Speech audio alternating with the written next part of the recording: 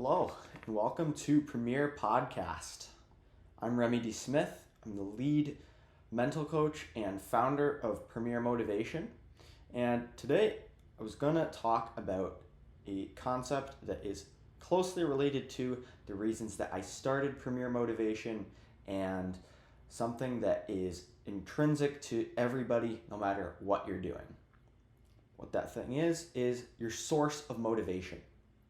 Motivation is something that is quite dear to me, rather obviously, as the company that I began and something that I've been pursuing throughout my life is that motivation, finding that recumbence of motivation, finding that activity of motivation, the balance between the two, ultimately leading to the center of drive towards success.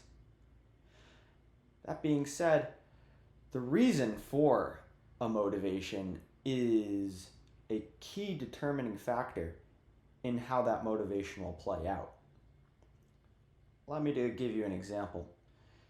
If you wanted to reach an end goal, say you wanted to make $1 million, right?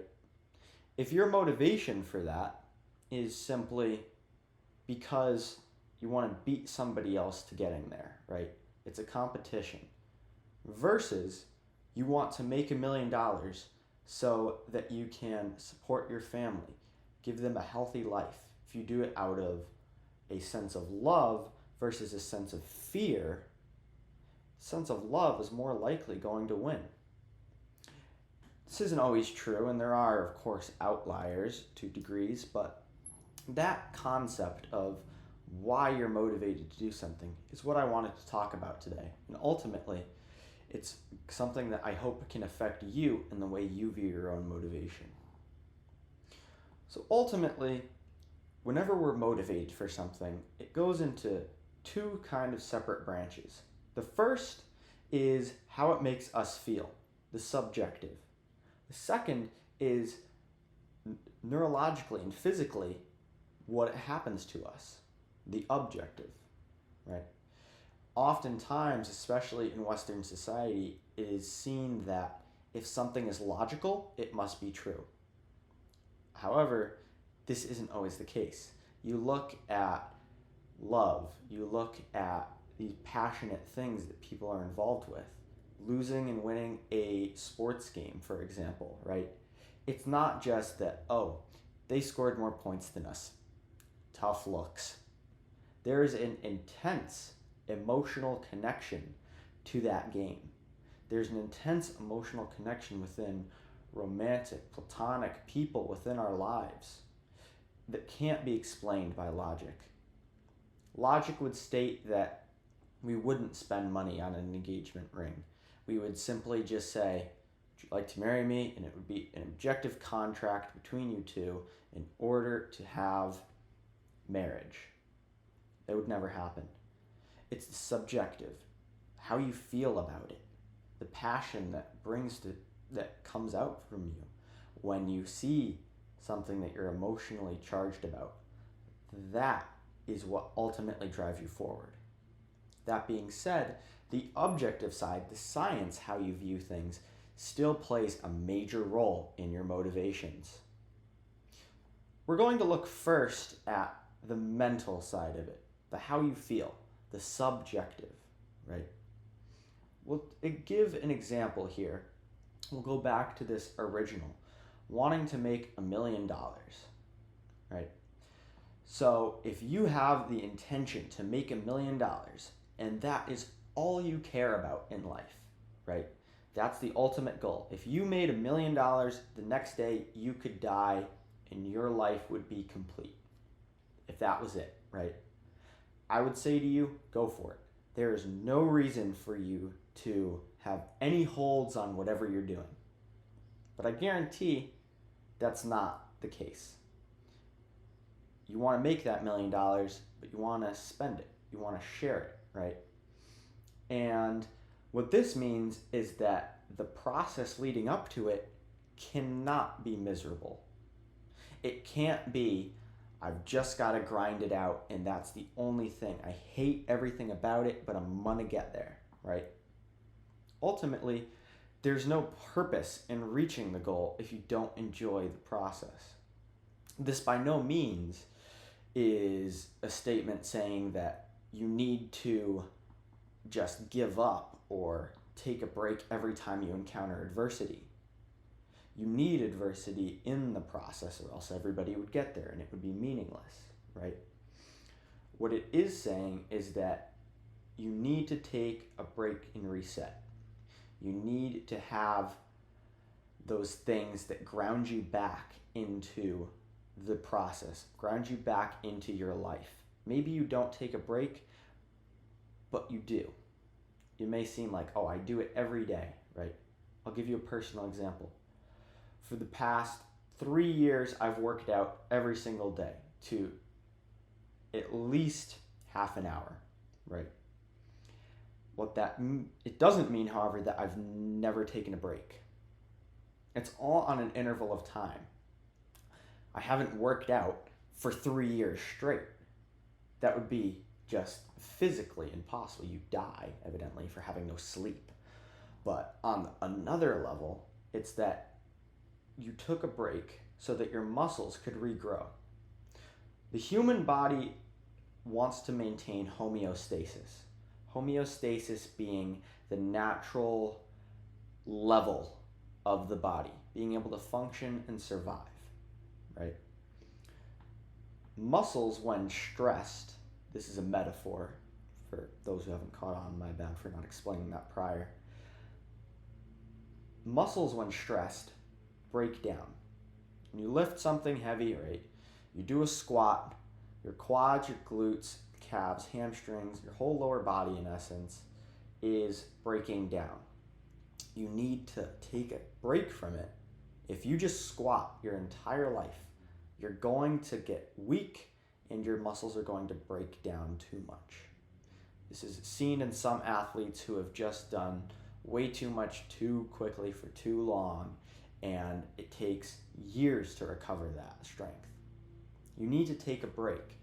So in between sets, in between reps, in between sessions, so that those muscles can rebuild to become stronger. That metaphor applies to your goals. On the path from time you're born to whenever you achieve your goal, right? We'll say it's getting $1 million. We'll continue with this example throughout this talk, right? On that path, you're going to take breaks. It's inevitable. You're not working 24 hours a day in order to reach your goal of getting $1 million. You simply can't. And that's not a bad thing. A funny example of this concept kind of played out is in The Office, right? The show. When Dwight Schrute is being accused of taking company time, he then refuses to go to the bathroom. He refuses to, I believe, eat lunch, and he sneezes with his eyes open. Something that's actually physically impossible for humans. There's a biological nerve that forces the eyes to close upon sneezes to not be injured, much like a great white shark's eyes rolling back in its head when it attacks prey. Regardless, back to the point, it makes Dwight look like a clown. It makes him seem like, what are you doing, man, right? And there is admiration and respect that is paid out when it says, that's impressive. You were that committed to not wasting company time. But also, you simply can't do that your entire life. You need to take a break. You got to go to the bathroom, and you need to eat, right? You need to sleep. You need to do these restorative things in order to then perform at your best. Sleep is a great example of it. I'm going to go on this pathway just because I think it is that great of an example. If you want to get enough work done in a week, right? If you think, okay, the most work I can get done is if I'm awake the most and working the most, right? Say you function at 100% starting out. As the day goes on, slowly you're deteriorating in your work efficiency, right? gets to maybe like 3 a.m. and all you're thinking about is going to bed, right? Your work efficiency is really low. You sleep, you take 6 to 9 hours off, right, to sleep, your efficiency goes back up to 100. If you kept going, that efficiency would pretty much just stay low. It's going to spike up, but it's never going to get back up to 100 if you don't sleep. That break, that regenerative state, allows you to then get to your goal faster. It seems counterintuitive that, like, oh yeah, I'm going to take a break and then I'm going to get more done. And it's very difficult for humans to see the long term. Our brains can't sense the long term, right? Our nervous system and our brains can only see inside our body. The only link to the outside of our body is through our senses. Our sense of touch, sight, taste, all 5 senses, right? That's the only way that we can perceive the outside world. So to our minds, if we have a goal that's in the short term, that is all our mind can focus on, and that is what it's going to prioritize. This goes back to a very old, a primitive level of thinking where it was, all right, I need to survive. I need to get food in order to survive, right? So that short-term goal of needing food is all you would focus on, because without it, you're going to die. We don't live in a time anymore where you're focusing to get food. I hope not, at least. That's not an issue for you.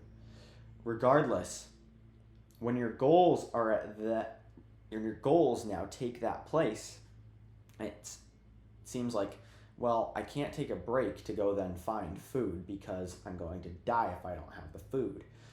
Your goals can wait, and they're going to be benefited by you taking a break, right? The idea of that is very counterintuitive, and oftentimes it is over-exaggerated within society. You see it, people at the gym, they say, I don't want to go 7 days a week. I don't want to overtrain myself, right? In all honesty, they probably aren't overtraining themselves. To overtrain yourself and get to that point that we were talking about where, say, your muscles are deteriorating to the point where you're doing harm rather than allowing them to regrow, you would need to be at that gym for at least, I would estimate, 8 hours a day based on my knowledge of muscle regrowth and things such as that. You would need to be going 7 days a week, 8 hours a day, doing power training. Power training being heaviest you can, taking a slight break in between, right? That is not what a lot of people are doing. David Goggins, an ex-Navy SEAL, is a prime example of that. Oftentimes he says, when you think you've reached your peak, you're at about 40% of what you can do. I believe that's a quote from him.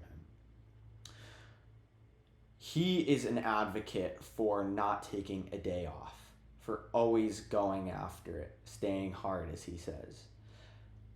That's very true. That mindset is very true. In his specific field that he's talking about, he's referring to physical activity, right? He's always going to go after his goals, right? Something else he said, right, is that he believes in taking rest days.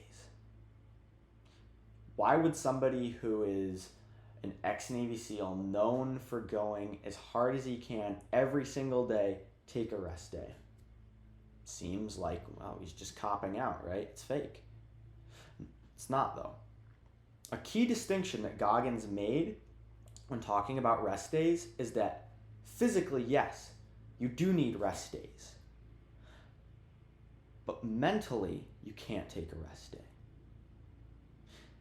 A rest day needs to be taken, could be a rest period, right? Whatever, however long it is. It doesn't need to be a full day.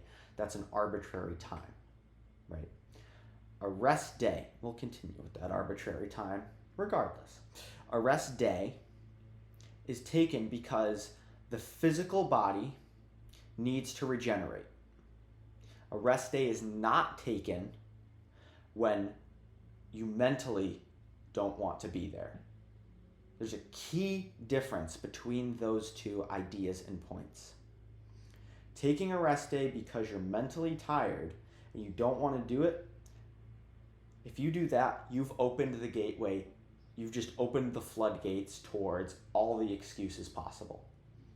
If your mindset, if your motivation is the determining factor for you taking a rest day, anything goes. Let's have some cake. It's Saturday. Gotta relax. You can justify anything to your mind once you allow your mindset to be the reason for taking a break. Physically, financially, whatever it may be, you need to take a rest day. But the one exception to that is your mindset. Never let your mindset be a reason for a rest day. Right? That goes into subjective as well. Right? We're talking about that objective science of your motivation versus the subjective science, the subjective feelings of your motivation. This is in the subjective. Can't let your mindset be the reason for taking a rest day. That being said, of course, it's time to explore the objective science of your motivation. The motivation of science is very interesting. A lot of people think motivation is something that is totally subjective. However, I'm here to tell you it's not. Motivation, neurologically and within the body, stems from the neuromodulator dopamine. Now, what dopamine does is it is the chemical of pursuit. It's referred to commonly as. So what that means is that dopamine is released when something that a person wants or has to go after is viewed. It's not something that is released when one achieves a goal. If you achieve a goal and dopamine was released, you wouldn't ever chase anything ever again. It would just be, I'm content. That would end up evolutionarily to be a huge problem, which is why we don't get dopamine releases when we end up reaching a goal. It's the process that leads up to it. And oftentimes that is another reason why after achieving something huge, like graduating from a university or a college, or finishing, winning a national championship, winning whatever, right? Afterwards, it seems kind of hopeless, and people often go into these rather even depressive episodes after success. Regardless, we're going to focus back on how your motivation can be affected by science. Right?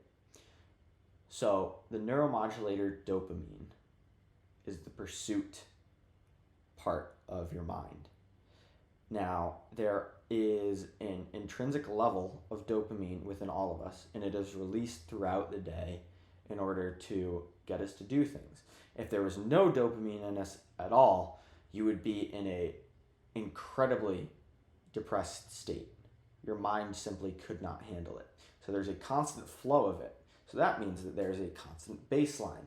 I talked about this previously in the previous episode. However, I believe that it is worth going over again just to clarify in this specific context of motivation. The motivation of which you are trying to achieve comes from that baseline of dopamine, right? If the baseline is low and you peak high, right? Then you're going to be very motivated. But that's because the baseline is low. If your baseline, which is connected in essence to about the average of the peaks, if both of those go up, right, the baseline goes up, but the level remains the same, the gap in between, which is what creates those euphoric feelings, those good feelings about pursuing something, goes down. It's very counterintuitive, but if you remain at an elevated state of happiness and euphoria for too long, the baseline will come up, and something that would have previously, when your baseline was low, excited you intensely, is not going to affect you very much. That is what, in essence, leads to being burnt out. Burnt out is often seen as something that is subjective, like we talked about, going and in the subjective realm, like we said, never taking your mindset to be a reason to take a day off. Being burnt out is the excuse that is used to create that. So what does it mean? How do you counteract being burnt out, right? It seems just like mentally, that's the thing. That is what would lead you to needing to take a break. I'm here to tell you, yes, if you are burnt out, if you do reach that stage, you need to take a mental break. You need to reset your mentality. You need to reset your dopamine baseline, and neurologically, there are reasons you need to take a mental break. It's not your mindset, though. There's a huge difference between the physical levels of your mind, right, being the neuromodulators and the chemicals within your body, and just the subjective mindset. The subjective mindset is governed by those physical chemicals within the body. If you allow your mind to be affected by those, you need to take a break. You need to take that reset time. However, there's a way to make it. There are multiple tools and ways in order to balance it out so that you never reach that point of being burnt out. Taking mental breaks in order to get that baseline back down low. Here's I'll give you a real life example of myself about how I did not treat that well in the effects it caused. During the season, I play hockey, right? Goaltender. During the season, you start out and it's very exciting. I got up to my team. We were all very excited. We were having a great time. All leaning into effort, pushing ourselves, and being excited about it, right? Every day, me and some of the guys would go to the gym. Eventually, it started to just be me every day. Consistency, I believed at the time, consistency in the gym every day is what would get me to the next level. Ultimately, it did pay incredible dividends. But what I learned was that consistency and that work ended up being a problem for me. About 3 months in, I started to question, why am I here all the time? And it's not like I wasn't seeing payoffs. I could see myself becoming stronger. I could see my performance on the ice getting better. I could see me passing my teammates. All the results were there. But I started to question it, and it seemed like such a chore every day to get into the gym and get under that bar every day. It seemed like such a chore. But why? It doesn't make any sense from a logical perspective as to why that would be an issue anymore, right? But what happened was that baseline of dopamine I had was so high that when I was getting those key results, it didn't matter, because the gap between the peaks and the level that my baseline was so low, that gap was so low, it didn't reward me at all. And what that ultimately ended up leading to happening was my mind was in a total mess. ultimately, I never did end up taking that day off, but I did focus on my mentality. I took time away from those dopaminergic interactions that I had throughout the day in other places. And this is the tool I'm really talking about. Oftentimes, there are multiple sources of dopamine throughout a day for somebody, right? For me, it was hockey, the gym, my phone, and people. Those are 4 basic things. Of course, there are more. Food, other things that naturally drive you towards wanting something, right? But ultimately, those 4 things were what were important. And at that peak where I was feeling very unmotivated to get into the gym, I ended up taking away some of those other things. I ended up taking away my phone. My phone was an incredible source of dopamine for me at the time. Living away from home, it was a way to connect with friends. It was a way to watch videos, to unwind, do all those things, right? But what it did ultimately was it was an incredible source of drive for dopamine. So when I had that baseline up, I took my phone away. And what that did is it made the baseline dip. All those results I was getting stayed the same because I was working out, but I took away the phone.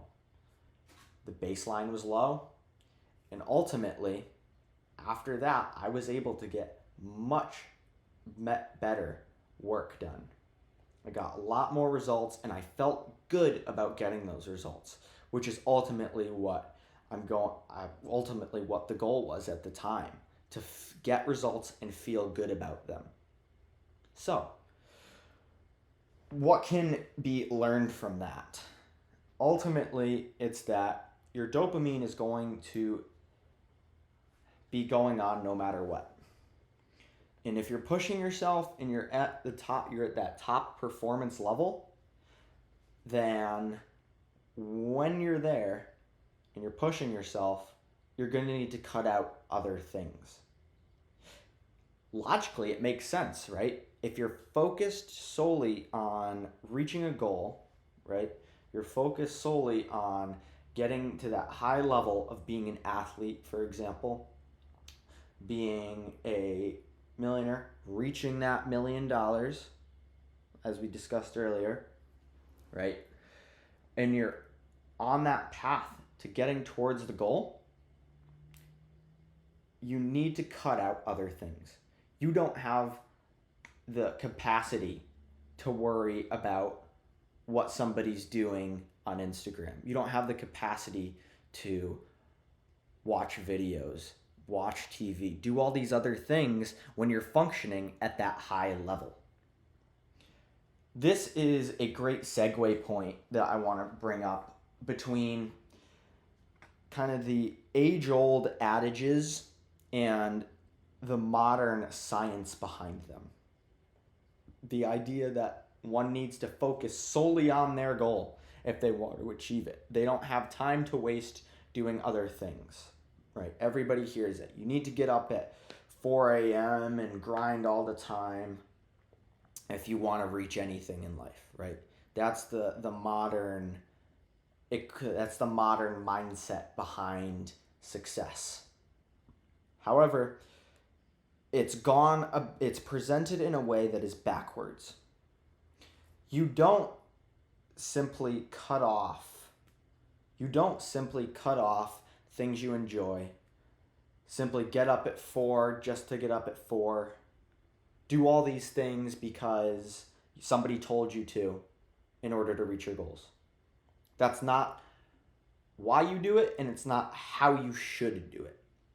What needs to happen is take your life as it is now. Start functioning at a higher level in one thing. Have a cleaner room. Have a healthier breakfast. Have a healthier life. Go to the gym every day. Go to the gym at all. Get more work done. Whatever it is, right? Focus on that. If you focus on that and you make it happen, you have that motivation to make it happen.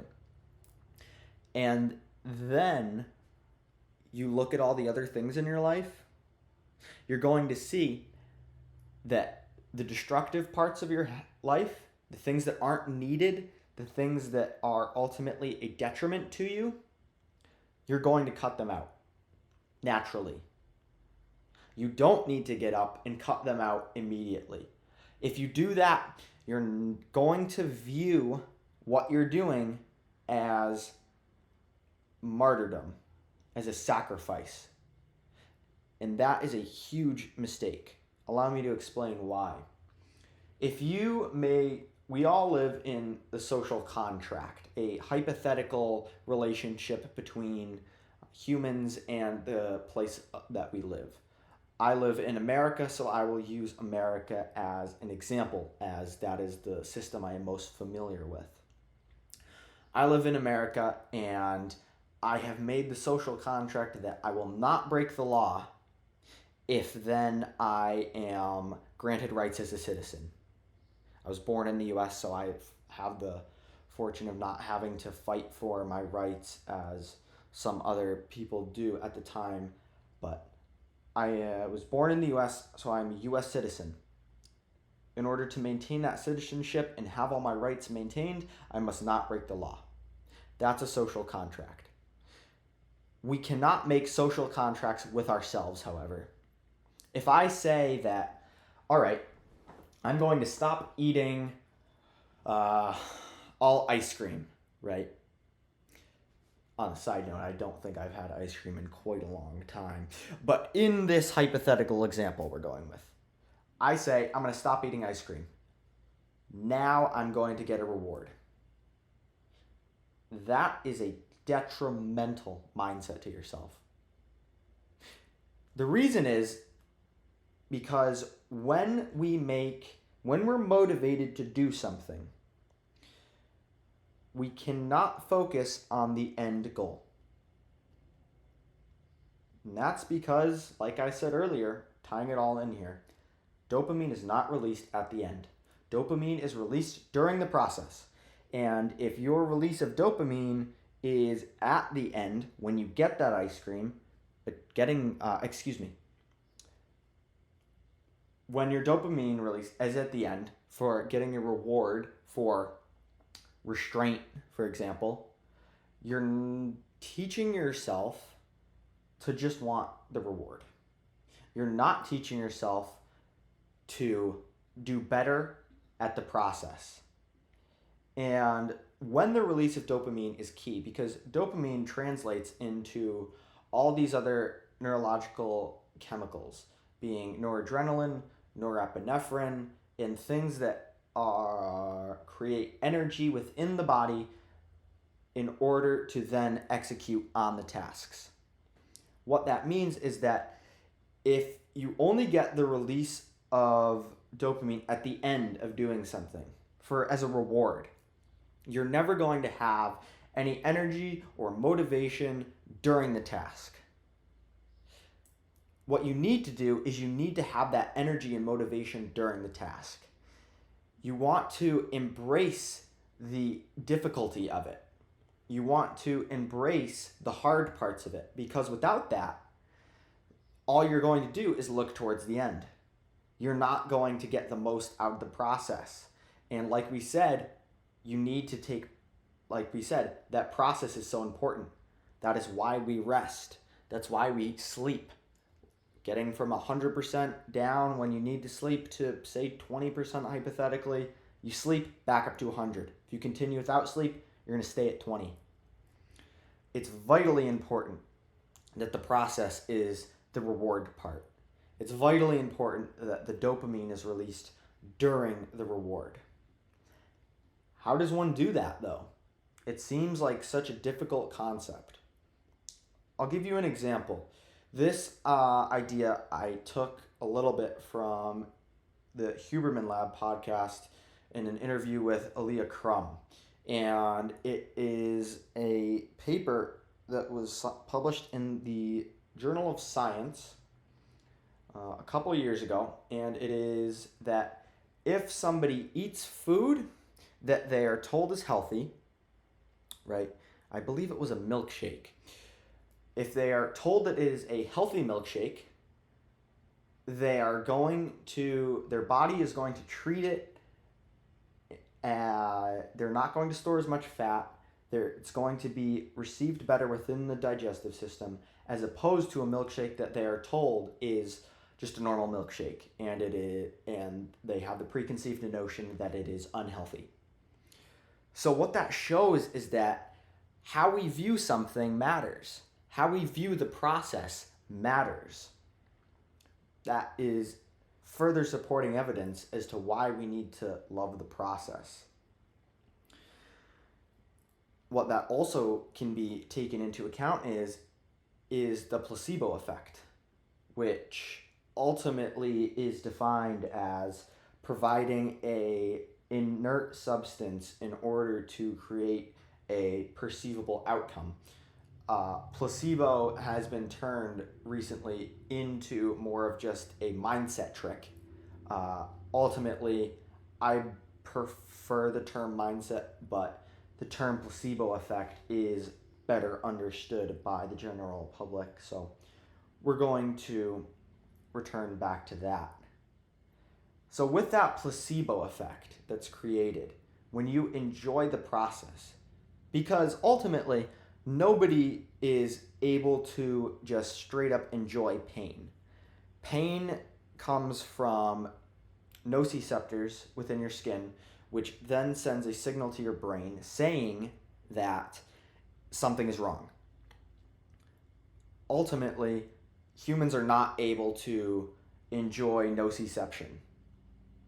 We'll go back to the example of working out, since that includes pain, right? Having to go through that pain in order to reach a better physique, get better training, better cardiovascular, whatever it is, having to go through that to then reach the end reward of being in better shape and living longer, all the great benefits from working out, right? Having to go through that, it seems like it's nociception. You just can't enjoy it. But that's the thing. Nociception can be changed. It can be altered by the mindset. Like we said, with that placebo effect and the milkshake, doesn't matter what it is, right? Doesn't matter what it is. If your mind believes it, it will affect it in a way that is positive. I'm not going to say that it's going to ultimately change. It's going to do an entire inverse effect of what you believe, right? If you drink 1 million milkshakes, you're still going to get fat, right? That is not what the point of placebo is. The point of placebo comes from it can enhance what you're doing, and it can allow you to push through discomfort and things you don't want to do and have a positive view of them, which will then in turn affect the way that you're motivated to do it and your success. It seems like a no-brainer and something that is almost too good to be true, in the sense that, okay, if I just believe this is good for me, it's going to be good for me. It seems too good to be true. But ultimately, it happens. I'll transition now with that same idea into the idea of visualization and how it can affect you. I stole this idea, admittedly, also from the Huberman Lab podcast in an interview with Ido Portal, an expert and practitioner of movement, who talked about his views of visualization. I personally have been visualizing for hockey as well as other things, and I have great experience with it myself. However, I really believe that this explanation and definition of it is worth crediting and worth it sharing. And what it was is that visualization is great, but ultimately, if it's just visual, it's not important. It's not good enough. You need to be experiencing what is going on in your mind and body. You don't need to be moving, but you need to be experiencing it with feedback. It's very difficult to get to that point with whatever you're doing to literally visualize something and have those muscles twitch, right? In a way, say that you're catching a ball and you're visualizing that and it's coming towards you and you're not moving, but those muscles that you use to catch the ball twitch, right? I've had this happen to me in my own experience, imagining a puck coming at me as a goaltender in hockey. Those muscles twitch involuntarily. I'm not thinking about actually moving my arm, but my arm ends up moving a minute amount when I visualize the puck coming towards me and I'm going to catch it.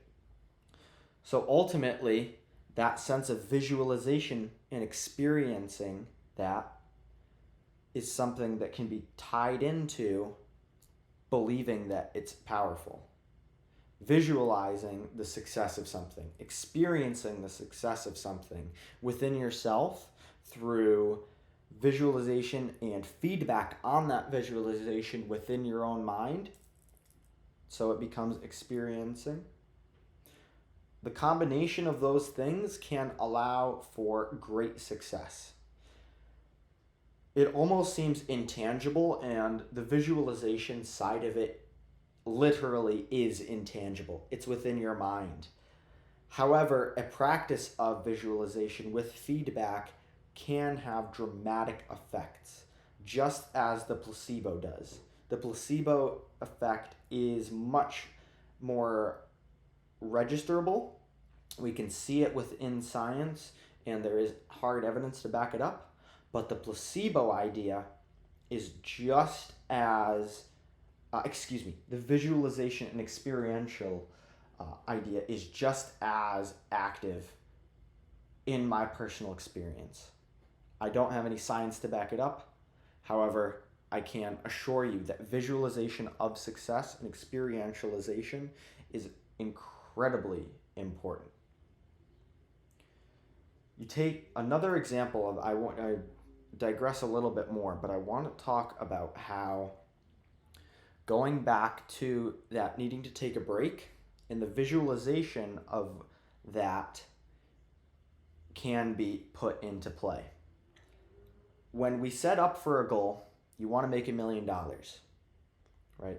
If you visualize that success right from the beginning, and suddenly you do it every day. You're always visualizing, okay, I'm going to succeed. I'm going to succeed. I'm going to succeed. I see myself with $1 million. I see myself spending it. I see myself with all these things that I want. Ultimately, that dopamine baseline is going to get so high, and the gap between the peak and the baseline will result in you not caring anymore. What can be learned from that? I'm going to explain that now. You need to shift your mindset, right? Like I did previously, taking my phone away when I was at that high baseline. I needed to get that baseline back on down. I removed that source of dopamine. I took my phone away. What ultimately can be used, if you can't afford to do that, right? You are at your peak. There are no other sources. You need to imagine failure. You need to imagine what would happen if you gave up. It seems counterintuitive, but that is an intrinsic resetting of the dopamine baseline. Think about if you were when you start a set of 10 reps of an exercise. At the beginning, you visualize yourself, okay, we're going to get all 10, right? Maybe at the 5th one, you're like, this is kind of hard. I still want to succeed though. At the 7th one, right about there, you end up then taking a break, right? And you're holding that exercise. You think to yourself, all right, what's going to happen if I give up? I've only done 7. And that repercussion, that belief within yourself will lead to you being able to push through. That will get the baseline lower, the peak higher. The gap will increase, and you're going to be able to get there.